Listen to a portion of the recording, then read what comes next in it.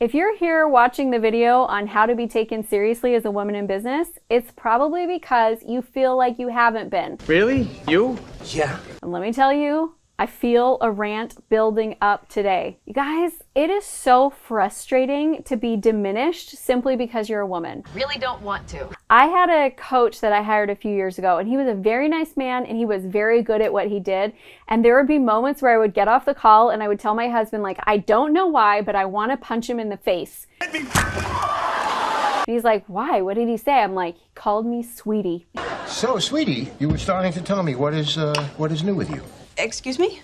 Or he introduced me to someone else as a mompreneur. And there were these little things that were really, really making me annoyed. And it wasn't because he wasn't good at what he did. It wasn't because he was doing things wrong in his contract. It was because there was this level of respect that I couldn't seem to get quite past. Like, why not introduce me as one of the most brilliant entrepreneurs you know, instead of one of the most brilliant mompreneurs you know? Or why not introduce me as, meet Amy. She is a brilliant entrepreneur and she also manages to do it while having 5 kids.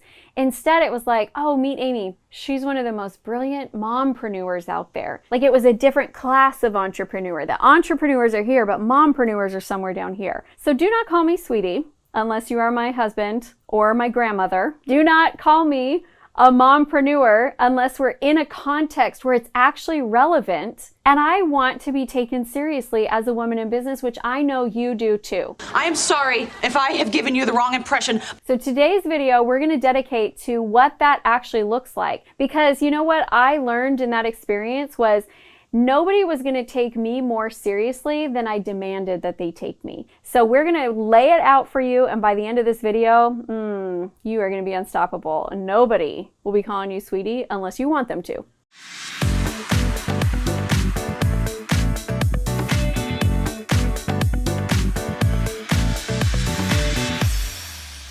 I got 5 tips for you. Number 4, you're gonna think is the hardest, but in reality, it's gonna feel so good. And number 5 is gonna be the one, might catch you a little off guard, but it is gonna make a big difference in people taking you seriously. I'm gonna say something and it's gonna sting just a little bit. You can't expect anyone to take you more seriously than you take yourself. A lot of times I hear women complain about their husband doesn't take their business seriously, their family doesn't take their business seriously, other people are just, not taking them seriously. And I look at it and I'm like, well, yeah, because you're not being consistent in what you promised to do.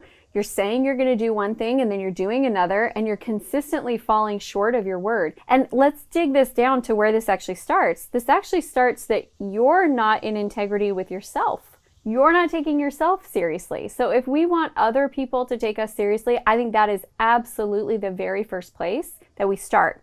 Integrity to self. We take ourselves seriously, we take our goals seriously, and we don't put them on the back burner because something else comes up.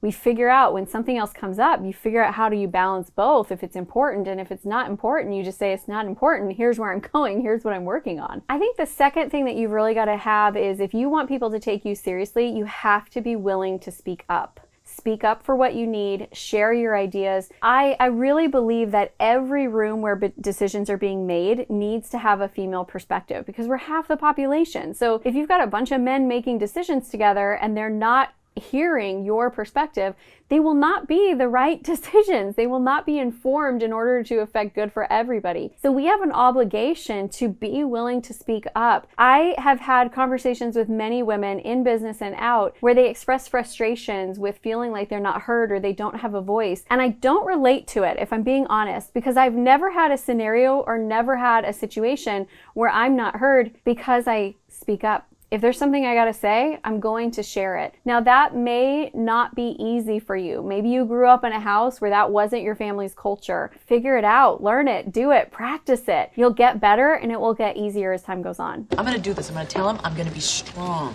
My third tip is that you don't have to be in masculine energy in order to be taken seriously. I think a lot of times when we go into business settings or leadership settings, we feel like because so many of the people there are men that we need to flow like they flow and talk like they talk. And in reality, I feel like that just makes you one of many voices, and you want to have a distinct and unique voice. So show up in your feminine energy. Because if you think about feminine energy, we gather and we nurture and we are aware of many things at once. That's a really valuable quality. And when you're in a room full of linear decision makers, they need to have that outside perspective. Play in your feminine energy. Stay in that space. You don't have to be aggressive. You don't have to get loud. You don't have to be angry in order to be heard, but you do have to speak up consistently and in your feminine flow. Don't make fun of me because of my size! Number 4, stand up for yourself. I'm not saying that you're never going to experience people saying stupid things to you